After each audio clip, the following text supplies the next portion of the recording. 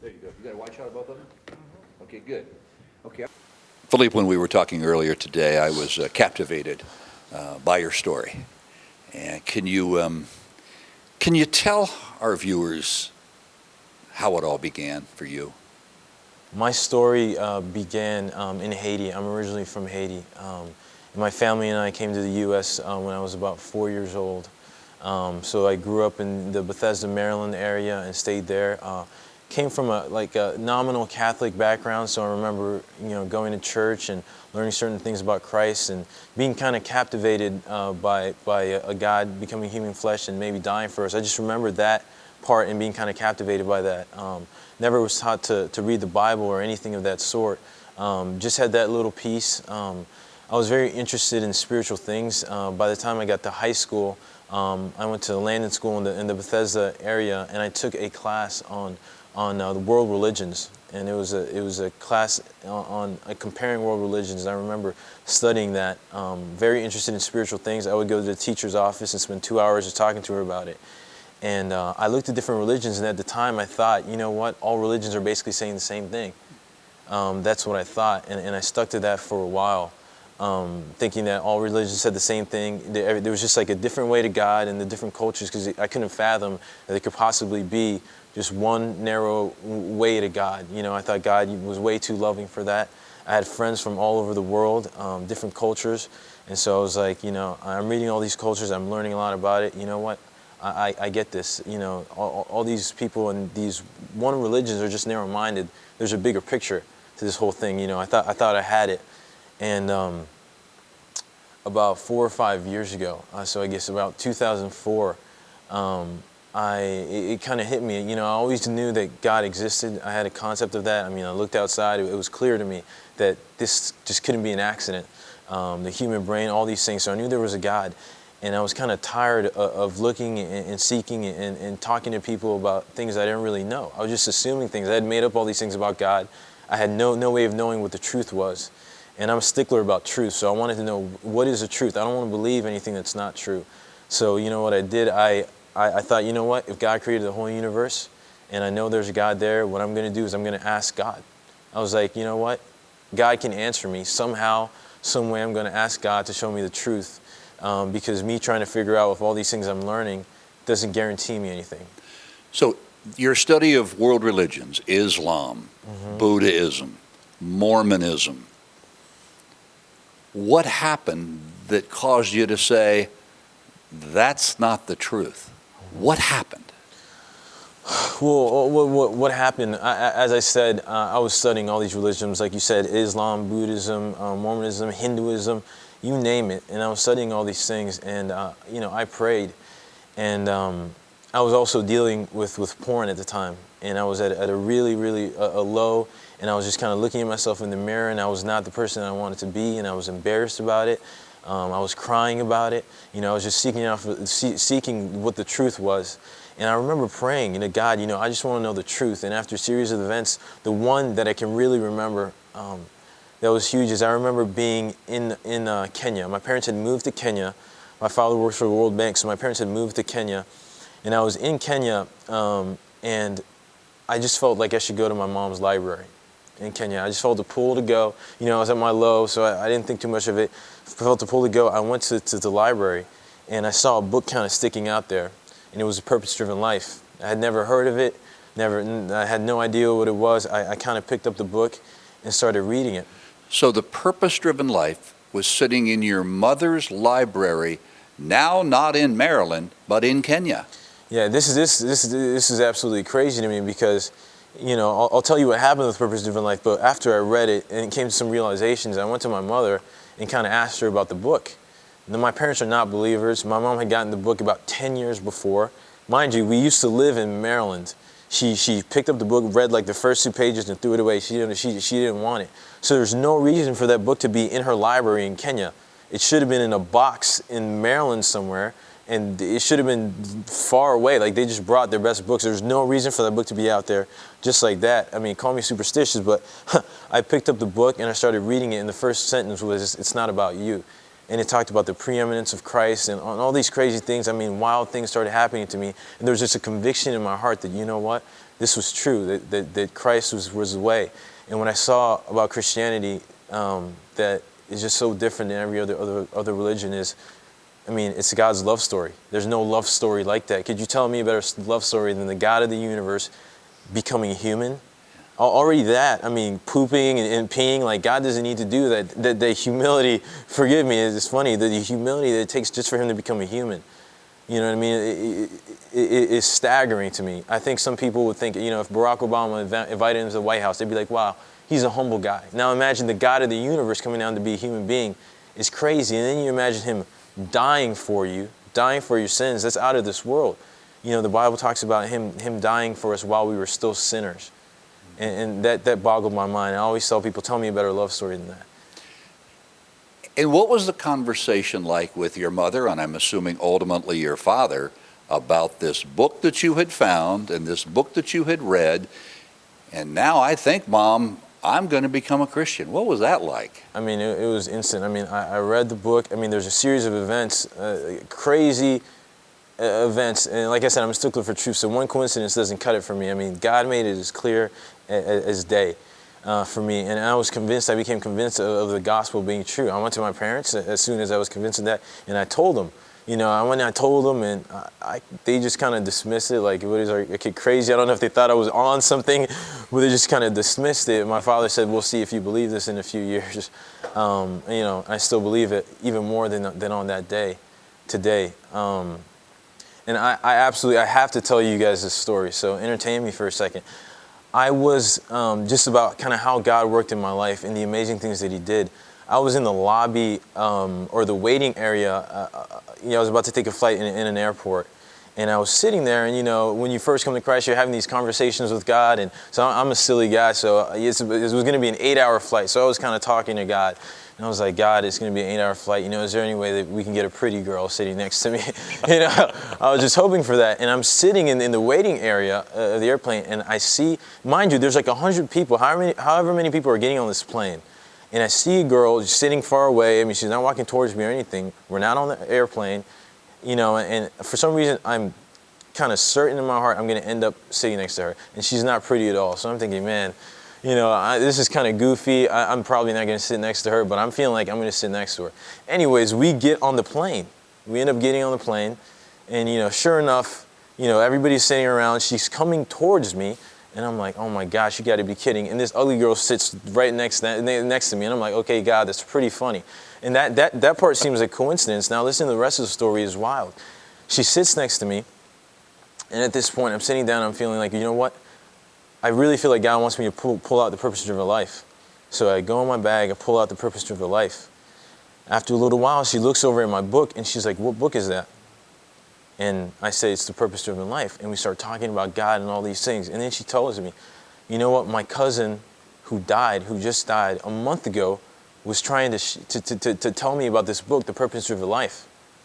So, you know, I'm sitting there, you know, I can't believe this girl that I kind of felt like I might sit next to, you know, the odds of her sitting next to me. I've been reading this Purpose-Driven Life book, been convinced about God. I feel like God's telling me to take it out of the book. I take it out of the book, and she happens to have had a cousin tell her about that book a month ago. That's not even the kicker. The kicker is yet to come. So we're reading it, and I'm telling her about that. And then she looks over at me, and she's like, and this is kind of weird how she said this. She's like, you know, Phillippe, this is going to sound kind of weird, but I have to tell you this. When I saw you, I felt like we were meant to be. And she's like, I don't mean romantically. She didn't mean, and she said, I just saw you and I knew there was something special about you and that you would impact my life. So we're in the lobby area before an airplane. A girl sees me, I see her. I don't tell her I thought she was ugly, but we see each other, and both of us feel like, hey, something's going to happen to this person. We get on a plane, it actually happens. I mean, what are the odds of that? I pull out the purpose-driven life because I feel like God's telling me to do that. She needs to hear about this book. Then she tells me that she was thinking that that she was thinking that about me. I mean, it just blew my mind, and she was just so happy and so thankful to hear about God, and you know, she was now open to, and she wanted to know who the author was, and so it was pretty crazy. So you're in your walk with Christ. Mm-hmm. Phillippe, was there an aha moment, a marquee moment, a fireworks moment for you when you said yes to Jesus? There wasn't really a fireworks moment to me. I mean, I heard a little bit about Jesus. I had been reading different religions. I was just reading The Purpose of Driven Life, and it kind of started making sense to me. I kind of saw that, you know what, I know that I'm not perfect, and I know there's no way I'm ever going to impress God. There's no way I'm going to get to a point where, you know, I'm going to be good enough for God. And I started realizing that every other belief system was pointing back to the human being, pointing back to what you can do to reach God. And Christianity was the only one where, you know what, it was about God loving me. It wasn't about me loving God. And it struck me, that's that difference, and that's when it really hit me. So let me turn back the clock, about 5 years before you gave your life to Christ. You're at a martial arts gym in the Maryland area, and you meet a guy named James. Tell me about that friendship. Well, yeah, at about 14 years old, I had been doing martial arts since I was a kid. About 14 years old, I always wanted to do Kung Fu. Went to this Kung Fu school, and I got there, and I was trying to investigate what martial art I'd do. And I saw a student practicing, and I mean, he was amazing. It was like watching a Kung Fu movie. He was really good at Kung Fu, and I was like, you know what, this is a place I want to be at. This is about 14 years old. That guy ended up being James Whitley. He was the best student at the school at the time. He had dedicated all his life to the martial arts, and I remember telling my dad, I want to be like him. You know, I want to be like him when, you know, in a few years. And my dad said, Phillippe, you're going to school. There's no way that's really going to happen. Anyways, I put all my time into the school. I used to spend 6 to 8 hours a day, so James became kind of like an older brother to me. But at the time, I was kind of like an annoying kid. I just asked him a lot of questions, so we never became super close. It was just kind of like we were brothers by virtue of the fact that we were there all the time, but it was kind of a distant relationship. 5 years after I joined the school, like I said, you know, I came to Christ, and I was still very immature in my walk. There's a lot of things that I didn't understand yet, but one thing I understood is that now Christ was my Lord, and it wasn't my Kung Fu teacher anymore. And God kind of made that very clear in my heart. My Kung Fu teacher, I'm sorry, can I? Okay, go ahead. Okay. So I kind of realized that my Kung Fu teacher was not my Lord or my master anymore. I mean, we had given him all of our lives, and I had put him kind of like in this God position in my life. If he said jump, I'd say how high. That was basically how it was. And I come to Christ, and I knew that wasn't right. So I went to my martial arts teacher, who had been like a second dad to me, a mentor. And if you understand anything about the Kung Fu culture, you would never do this. You would never go up to him and tell him he's not your master. So I went in there, I told him that, left the school, and then, you know, later on, I kind of felt like I should go back to the school to have an opportunity to share with other members of the school like James. But at this point, you're a Christian. You're in a full-blown walk with Christ.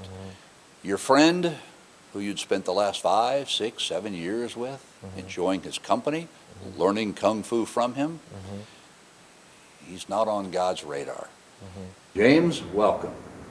How did that part happen? How did you re-engage with Phillippe?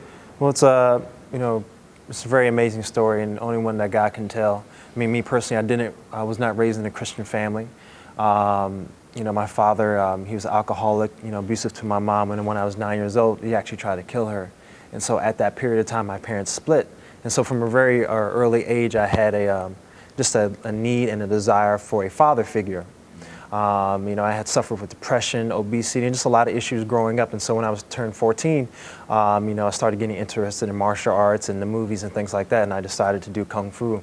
Once I arrived at the Kung Fu school, you know, it was the first time where I had kind of positive male role models kind of pouring into me. You know, after like 6 months, I had dropped like, you know, 66 pounds. When I was 14, I was 210 pounds, then I dropped down to 160. And so it was just a very amazing time for me, you know, just to get started. But as, you know, as I got deeper into the school and I got more responsibilities, I had begun teaching, I begun running the store, I begun running the front desk, and I pretty much got taken underneath the wing of my master. And in traditional Kung Fu, you know, your Kung Fu master has full sovereign, like, will over you, you know, from personal life to everything. But he was your master. God had still not shown up anywhere on your radar screen. Not, you know, heaven, hell, none of that stuff. I mean, you know, looking back now, you know, a friend of mine had actually told me, you know what, James, you're going to hell. And I was like, what are you talking about? You know, I work harder than you, and I'm a better person. You know, and you know, I didn't even have time for that. God bless that person because he really loved me, looking back. But honestly, God, none of that stuff. It was really more so, how far I can get my body and, what I can do under my own strength. So you're 17, 18 years of age. You're cruising along. The world's your oyster. Yes. You've got a young man by the name of Phillippe. He's a few years younger than you are. Yep. You're enjoying this relationship, but there's some things going on, James, in your life that he didn't know anything about. Honestly, when you're in the martial arts, you basically have to put up this facade of just righteousness. People used to think I was a monk. Like, whoa, James, you actually smile, like you do things like, but, I basically almost created an alter ego. Like when I was in the school, I was this disciplined, focused person. When I got out of the school, it was different. I had several, relationships that were not honoring to God. I wasn't very responsible for my body. Praise God that I was never involved in drugs or partying too much, but it was more so just the sexual sin that, that really, that's when you sin against your body, and that's even worse, The girls had one purpose as far as you were concerned. Pretty much, and if a girl, yep, that's, in my mind, in my fake righteousness, like every girl I've ever with, I wanted to marry, but then the numbers began to increase. And so, so it just wasn't, it really wasn't good. And it began to have an effect on me. And also just living two lives is just not healthy. So what'd you think? What'd you think about your young friend here, your kung fu guy? He's now accepted Jesus Christ. What was your first thought? Well, the way he revealed that to me was very, very subtle. As God would have it, he ended up taking us to Brazil to do a master's exhibition. Even though neither of us are kung fu masters, our kung fu teacher actually, he invited him to go to Brazil, and then he kind of asked me to go along with him. And and at this point now, James is older and I'm older. So at this point, I'm about 20 years old. And, one of my things at the school that was very annoying is I was extremely ambitious. I was always ambitious, always trying to grab at James's heels, kind of. And at this point, our teacher, I guess, at this point our teacher had brought us together, and he said he wanted us to be his disciples and that we were like his sons. So there was a master's demonstration going on in Brazil. And so he said that he was going to send his two best students. And so he wrote that down. He said, I'm sending my two best students. And he asked James and I to go represent him. So we went to represent him amongst all the martial arts masters, and we did demonstrations for them. And when we were there, I began to try to kind of share Christ with him, trying to drop little hints that I had decided to make a purity commitment with my girlfriend. We stopped having sex and different things like that. And which to me at that time was like, the whole purpose of having a girlfriend is to have sex. Like it was just a complete disconnect. But even now I still remember, just very, few little small hints there that something had really changed in him. Even the questions that he asked, and just for whatever reason I could sense that he had a genuine love and concern for me, which at that time I really didn't have for him. It was more of a superficial, like, oh, he's my kung fu brother. I need to be nice to him because that's what's called of me. So when did it change? What happened? He's in a laser walk with the Lord. You're kind of going, yeah, whatever. But what happened? Well, this is interesting too. I mean, around that time, well, I guess around the time that I spoke to him, which about Christ, which were, sorry. So around the time that we went to Brazil, I had started walking my laser walk with Christ. But a little bit before that, I had left the school, and I had told everybody, I had come to Christ, but I was still very immature in my walk. So there's a lot of things that were still not in line, in my life. So if you had to look at my life at the time, it wouldn't have been like, oh, laser walk with Christ. Around the time that I shared with James, a lot of things had changed. And so after the Brazil trip actually happened after I left the school. So I left the school on a full-time basis, but I would still come back and visit my teacher, try to show him my love, kind of share a little bit about Christ. And in the midst of that, he said, Phillippe, I want to send my two best students to represent me. So would you go? So I was like, okay, I'm not really at the school anymore. Yeah, I'll go. So he sent James and I to go. And so the Lord was doing something there. I got to share with him there. Then I didn't talk to James for a few months. The Lord put it on my heart to give James a call, because the Lord was like, something's wrong with James. I want you to give James a call. So I had no idea what it was about. I called James, And I had never called James really on the phone like that. We weren't that close. Like you said, it was more like a superficial thing. Where'd you get my number? Yeah. I had developed a love for him because Christ has come into my life, and he was an older brother figure to me, so I always admired him. So I was like, I'm going to call him. But for him, I was just an annoying little kid, and growing up, gone to the Masters thing with him, gotten a little bit closer, but it was still distant enough because there was a little bit of a rivalry that our teacher had tried to set up. So I called him, surprised that I called, I said, James, are you okay? And, at that time, I probably had gotten to my lowest point. One of my releases when because the Kung Fu school is my everything, my teacher at that time, he told me, James, I'm 25 now. He's like, you don't have to go to college. Not everyone needs to, I'll take care of you.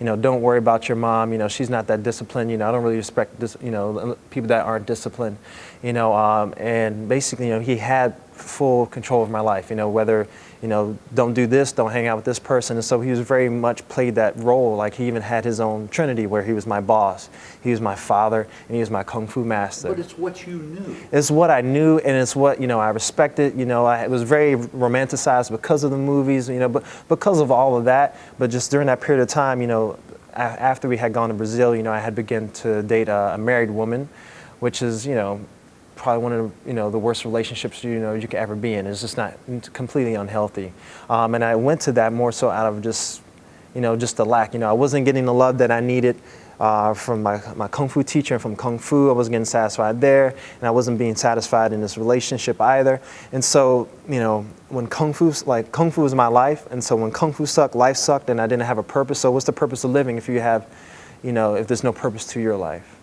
And so then all of a sudden this guy calls me up. And the crazy thing about this is that, again, the Kung Fu facade, when I asked James, are you okay? His response was supposed to be, yeah, I'm fine. Not break down and say, yeah, let's meet up. So I knew something was really up when James said, let's meet up, especially with me, a younger Kung Fu brother. He wants to meet up to talk to me about what's going on. So we meet up, and when we meet up, James confesses that he's been suicidal.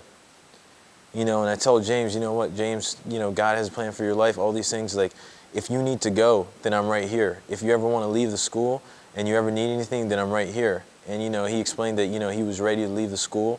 And, if anybody had asked, if chicken will grow teeth or will James leave the school, I'd be like, chickens will grow teeth before James leaves the school. So this was crazy. So went to the school, James left the school, which was an amazing thing. But I was shocked that when James left the school, my teacher, and I don't want to judge him, good for good or bad reasons, I don't know. But my teacher had let James be completely dependent on him, so I was shocked. I want to fast forward to July 17th of 2007. Main reason that sets such a precedent in my life is because that is when I left the Kung Fu school. After talking to Phillippe earlier that day, he had encouraged me, just some brotherly love, not necessarily, the complete gospel, but, just some sort of support that I hadn't had in a long time. And, basically just telling me, at that time he was doing some acting and some modeling and stuff. And he kind of gave me some, an assurance that, there was something else outside of the Kung Fu school. And, as God will have it, it's probably the hardest thing to ever have to do is basically just, I wanted to be a Kung Fu master. That's all I had wanted to do since I was 14. Other people are going to college. I'm going to be a Kung Fu master. But then I let that dream go. It's just because it was either I do something bad to myself or I do something bad to someone else. It had to go. And James, when did you learn that there was another form of master that had nothing to do with Kung Fu? Don't forget about the Bible that was in the car. All right. On that same day, I can't explain it. I still really consider that same day is when I really began to know the Lord, because literally as soon as I left that school, and mind you, this school is very traditional. We bowed to altars, we burnt incense, we did all the cultural things that are tied to Buddhism, Confucianism, Taoism. All those things are very much integral to Kung Fu. And so when I left, I was free. I tell you the truth, I began to see the world differently, and I began to have just my spirit inside began to feel different. I had a joy that I had never experienced before. You mean a peace that transcends all understanding? I would have to say it is a peace that transcends all understanding. It didn't make any sense. All I really knew at that period of time was that God loved me and He had a purpose for my life. I didn't know anything about heaven, treasures in heaven. All that stuff was consequential. All I knew that was that God is good on earth, and that was enough. And Phillippe, what did you think? Your friend's getting it. He's coming. He's coming. Yeah, it's amazing. The things that God did in James's life, were amazing. It was like a switch. People don't come, God doesn't build Christians more on fire than James became. It was crazy because he had a school, he had a van that used to be the Kung Fu school van, and there was a Bible in the glove compartment for some reason. So somehow there was a Bible in the car that he took away that was his from the school that our teacher used to own. So there was a Bible in there. He started reading the Bible. He was reading the Bible on his own. God just took this guy, and it was wild. And we'd be on movie sets together, and we were sharing the gospel together. And God has built from a superficial brotherly relationship. God has built one of the best relationships that I have on earth. This guy. I'm about to tear up just thinking about it, but this guy is as close to a brother as a brother could ever be. So I have to ask you both, what does it feel like for both of you to be serving the master of the universe? Are you kidding? I'm just still in awe of just the gravity and the reality of it. Kung Fu gave us a paradigm of master to slave, father to son, like all those different like realities. We already kind of had an understanding of. We knew what it was like to be a slave because that's how we were supposed to be. And so, but being that, putting a man in the place of God will never work. It just won't. But as soon as God took His rightful place, like everything just like started lining up, and it was just kind of just go run full speed, and just knowing that you can trust Him no matter what is amazing. One of the things that my teacher said to us is when I started moving up in the school and I started learning things. He partnered us up to train together. He said that we would make such an amazing partnership because we were very complementary in our gifts and the way that we were. And the amazing thing is God took that out and is now using it for His own purposes. And so everything that we do is kind of like side by side. Any type of ministry that we do side by side, is really awesome. So God has really used that. And what do you say to other guys your age? What do you say to guys who are 20-something when you've been where they are? You must just want to reach inside and say, don't you get it? Mm-hmm. But there was a time when neither of you got it. Phillippe, what do you tell these young kids? I really try to love on them. I really try to love on them the way that God loved on me. I can tell them whatever I want to tell them. But the truth is just that God truly loves us, and He created us. He has a purpose for us, and there is such a thing as absolute truth. People want to say there's no absolute truth, but they're making an absolute truth by saying that. So it really makes no sense. There's such thing as objective truth, and what I tell people is you don't have to believe what I'm telling you. There is a God of the universe. If you're truly humble and you really want to know, why don't you do what I do? Why don't you ask Him to show you and to reveal to you? Why don't you let go of your wisdom, let go of what you think, and just have the humility to ask God? And I'm always there. I share with them what's happened to me and God's love for them, that God died for them. So, James, how about you? What do you say to fellas who are on the verge? You've been there. For me, it's like, whether, everyone has an issue, everyone has a need, a desire, whether it's to have a relationship with a woman, to have a successful job, to have a father figure, or whatever. Everyone has a need, but that need can be filled by God. Everything on this planet, everything's going to fade away. There's nothing. It's what do you say? It's like the percentage. What percentage of people die? I believe it's 100%. 100%. And so if you live for this life, it's a sad thing. It's going to go away. It's passing like the wind. I might die today. And so I tell everybody that there is something that's going to happen after we die. We are going to see God, and that's the simple truth. And I just tell people because I love them. I don't think I'm better or righter. We don't think that than anybody. But I love on people because God loved on me. And there is going to be a day where we stand before God. Can you both honestly say you know where you're going when that day comes? Yes, sir. Absolutely. Phillippe, something happened just a short time before we sat down to do this interview. And it really moved me. Share what happened while you were here. I mean, God is just amazing. In the midst of all this tragedy that's just happened, in the midst of, first I want to precursor that by, in the midst of all this tragedy that's happened with Haiti and all the craziness, I've seen people come together. And one of the things that Haitians have been saying about Haiti is that Haitians have been so separate, and that there's been no unity in the country. And just seeing this tragedy that's so sad happen, every single Haitian on the face of the planet is like a team right now. It's part of a team.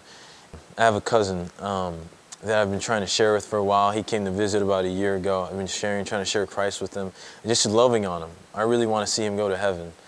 And I was sharing with him. He wasn't really having it. He came to my wedding.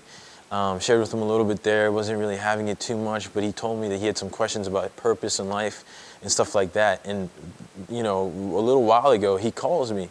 And he wants to talk about what's happened in Haiti. And he wants to talk about little things. And I bring up that he wanted to talk about purpose. And we start talking about God. And I ask him about heaven and all these things. And he admits to me that, you know what? If you have to work your way to heaven, he understands that he can't deserve heaven. He was really humble and understood that there's nothing he could do in his own to deserve heaven. He said that he wanted to try to figure out a relationship with God. And I explained to him the simple truth what the Bible explains is that to start a relationship with God, all you have to do is humble yourself and apologize, just repent for all the things that you've done that were rebellious to God, turn from it and accept Jesus Christ's free gift that he died for you on the cross, you know, that he rose from the dead, that we might also rise with him. You know, I shared all those things with him, and he just wanted to pray that right there. You know, he just wanted to talk to God and accept God's gift right there. And we did that right before he entered class. And so that's the highlight of my day, probably the highlight of my year. My cousin is now a member of the family of God. So heaven got a little more crowded today. Absolutely. By God's grace. Praise God. And James, your 14-year-old friend, you guys have been doing kung fu fighting. You're 17, 18 years old, and he comes to know the Lord and kind of leaves you in the dust. Yeah, What did you think about that? It was just an interesting concept. You know, I was a little bit older at that time. You know, like he had joined when he was 14. I was around 19. But then, you know, I guess like 5 years later, you know, he comes in, you know, a new person. You know, I didn't really understand the reality of it, but just to see that, you know, he genuinely cared about me, you know, but his kung fu was still there, and so it seemed like he had some sort of weird favor on him, which didn't make sense. And you know, it's favor was really just my kung fu was just quite amazing compared to James's. That's far from the truth, but no, far from the truth. You know, but there was definitely a transformation, and that when you read the Bible. Staffs. Yeah, no, it's just, you know, like it seemed like his kung fu had gotten better, you know. You know, so God, you know, for nothing is impossible with God. You know, like it's really one of those things. You know, God can be glorified in anything. It was definitely seeing something, you know, in his life that had changed. You know, and especially, you know, I remember when he said that, you know, he's not having sex with his girlfriend. That, you know, that definitely struck a chord in me that was contradictory to the mentality of society at that time. What's this friendship all about now? What's it based on? I mean, it's just based on Christ and just that brotherly love. Like I know I can trust him. You know, just you know, just I don't even know. It's just, you know, I can't even put it in words, man. It's ridiculous. It's definitely a God thing because we're not supposed to be friends. If anything, we're supposed to be rivals. You know, we're too similar but too different, and it doesn't make sense. Yeah, we are at my wedding. James spoke, and it was really touching. He just said that basically we're more than blood. It's just that we're brothers. We have this heritage, this old heritage of being at the kung fu school and being brothers. It's kind of funny. It's like a weird shadow of what was coming with the real master of Christ. We were supposed to be brothers and supposed to be partnered up together at the martial arts school and all that.